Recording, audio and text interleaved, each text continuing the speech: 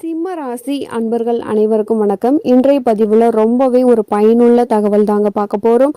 வீடியோக்குள்ள போறதுக்கு முன்னாடி முதன்முறையா நீங்க நம்ம சேனலை பார்க்குறீங்க அப்படின்னா மறக்காம சப்ஸ்கிரைப் பண்ணி வச்சுக்கோங்க. இந்த பதிவு உங்களுக்கு ரொம்பவே யூஸ்ஃபுல்லா இருக்க போகுது. சிம்ம ராசி ஒரு நிமிஷம் கூட சந்தோஷத்தை அனுபவிக்காத ராசி சிம்ம ராசி. ஒவ்வொரு நாளுமே தனிமையை நோக்கி நகரக்கூடிய ராசி சிம்ம ராசி. வாழ்க்கையில ஏன் தான் பிறந்தோம் அப்படிங்கிறது ஒரு கொஷின் மார்க், விடையே தெரியாம இருக்கக்கூடியவங்களும் இந்த சிம்ம ராசி தான். தாய் தந்தையரை உதவி செய்யாம அவங்களுடைய எந்த விதமான சந்தோஷமும் இல்லாம வாழ்கின்ற வாழ்க்கைக்கு அர்த்தமே தெரியாம வாழக்கூடிய ராசி சிம்ம ராசி. என்றாவது ஒரு நாள் என்னுடைய வாழ்க்கை மாறும் அப்படின்ற நம்பிக்கையோடு இருக்கக்கூடிய ராசி சிம்மராசிங்க. சிம்மராசிக்கு சூரிய பகவான் அதிபதியாக இருந்தாலுமே பிறரிடம் உண்மைக்காக கை கட்டி வாய்ப்பொத்தி வாழக்கூடிய வாழ்க்கை அதிகம். உண்மையா நேர்மையா அன்பா இருந்தீங்க அப்படின்னா சிம்ம ராசிக்காரங்க ஒரே நிமிஷத்துல அவங்கள நம்ம வழிக்கு கொண்டு வந்துடலாம். இதனை அடக்க என்ன வழி அப்படின்னா உங்களுடைய அன்பு ஒவ்வொரு சிம்ம ராசிக்காரங்களுடைய வாழ்க்கையிலும் ஒரு பெரிய மாற்றத்தை உண்டாக்கும். இந்த சிம்மராசி அன்பர்களுக்கு இந்த பதிவு ரொம்பவே ஒரு முக்கியமான பதிவு. நான் சொல்லக்கூடிய இந்த ரகசியத்தை தெரிஞ்சுக்கிட்டீங்க அப்படின்னா உங்களுக்கு நல்ல விஷயங்கள் நிறையவே நடக்கும். இது ஒவ்வொரு விஷயமே உங்களுடைய வாழ்க்கைக்கு ரொம்பவே பயனுள்ளதாக இருக்கும்ன்றத நம்புங்க. ரகசியம் அப்படின்னா என்ன? உங்க வாழ்க்கையில நீங்க செய்யக்கூடிய தவறுகளை நீங்க சரி செய்யக்கூடியது ஒன்று. நீங்க எந்த விஷயத்துல முன்னேறணும் அப்படிங்கறதுல விடையே தெரியாம வாழ்ந்துட்டு இருக்கோம். லாஸ்டா ஒரு விஷயம், இந்த ஒரு விஷயத்தினால இவ்வளவு பெரிய மாற்றம் வருமா அப்படிங்கிறது சிம்மராசி.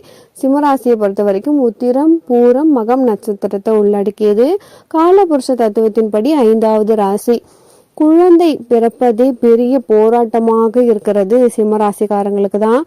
திருமணம் ஆவதும் பெரிய போராட்டமா தான் இருக்கும். இந்த ரெண்டும் போராட்டமா அப்படின்னா திருமணத்துக்கு அப்புறம் வாழ்கின்ற வாழ்க்கை அது அதை விட போராட்டமா இருக்கும்.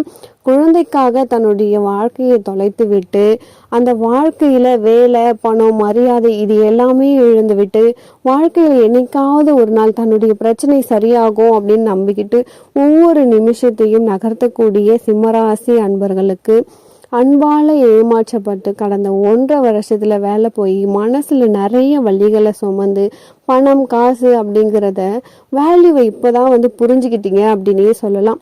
ஒவ்வொரு நிமிஷமும் ஒரு தடம் மாறும் அப்படின்ற மாதிரி வாழ்க்கையில சில விஷயங்கள் தடம் மாறியதால இன்று இவங்க மட்டும்தான் வேதனைப்படுறாங்களே தவிர இவங்களை சுத்தி இருக்கவங்க எல்லாருமே இவங்களை பார்த்து பொறாம மட்டும்தான் அனுபவிக்கிறாங்க.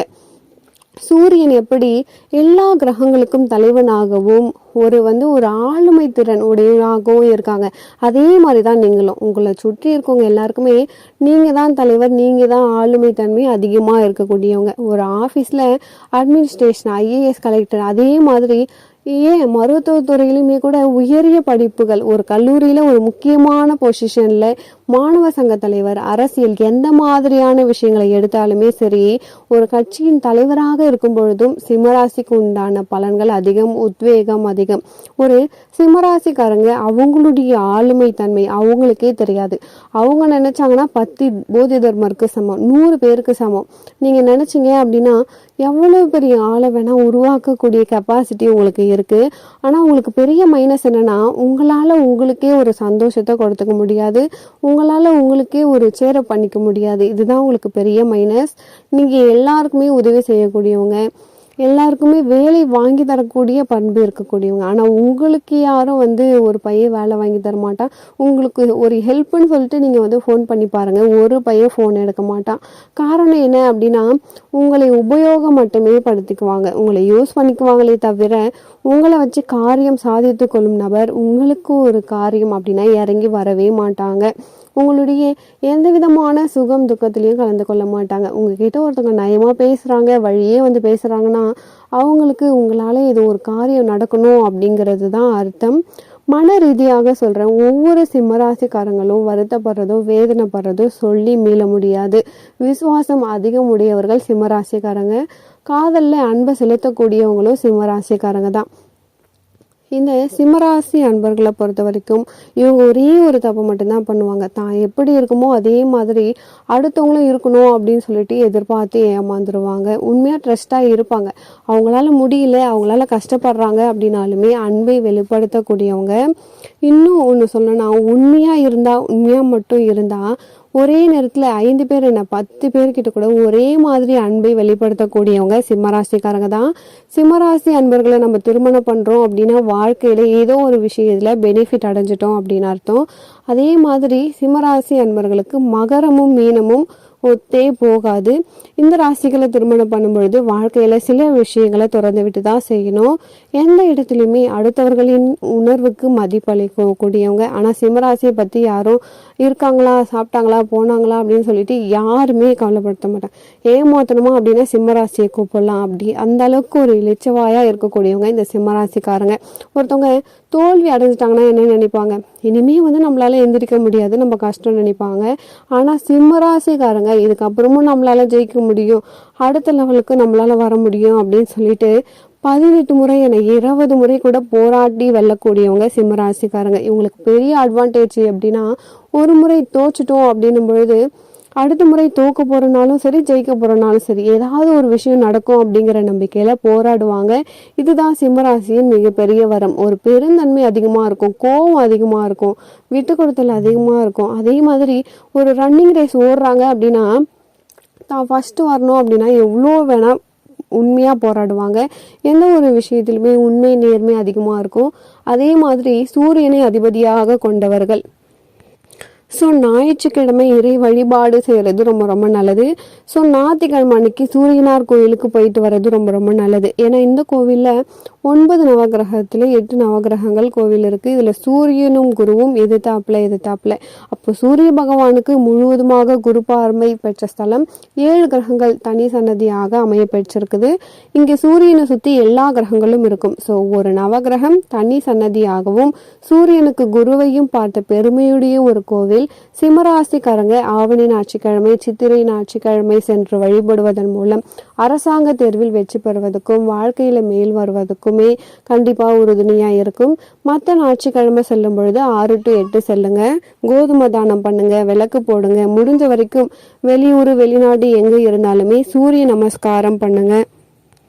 வாழ்க்கையில பல பல நன்மைகள் கிடைக்கும். எனக்குமே சிம்மராசிக்காரங்க தலைக்கு மேல கையை தூக்கி வணங்குறது, தன்னுடைய மனம் நெகிழ்ந்து நிறைய உணர்ச்சியான விஷயங்கள் நடக்கிறதுக்கு பாசிபிலிட்டி இருக்கு.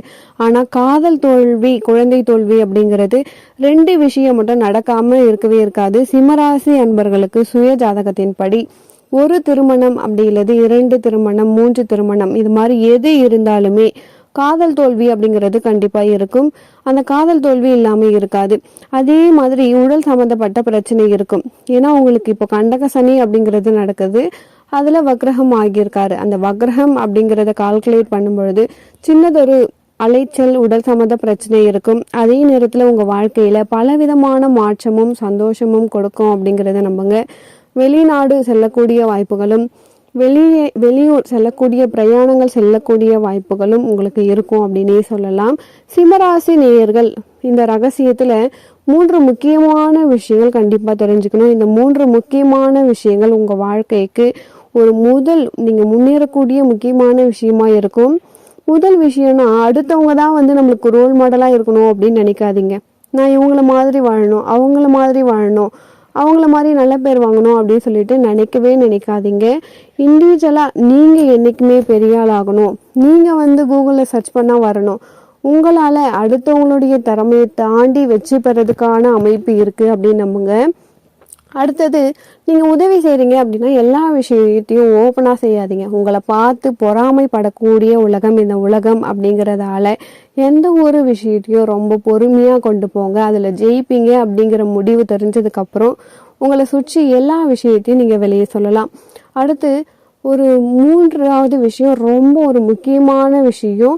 முடிஞ்ச அளவுக்கு சிம்மராசிக்காரங்க நீங்கள் அணிய வேண்டியது வெள்ளி. வெளியில் நீங்கள் மோதிரம் போடுங்க, இல்லை வெள்ளி காப்பு கூட போடுங்க. வெள்ளி அப்படிங்கிறது உங்கள் உடம்புல கண்டிப்பாக இருக்கணும், கட்டாயமாக இருக்கணும். திருமண வாழ்க்கை ஆரம்பத்தில் சற்று சுமாராக தான் போகும், அதுக்கப்புறம் நல்லாயிருக்கும். அதே மாதிரி குழந்தைகள் அப்படிங்கிறது உங்களுடைய வளர்ச்சி நல்லாயிருக்கும்.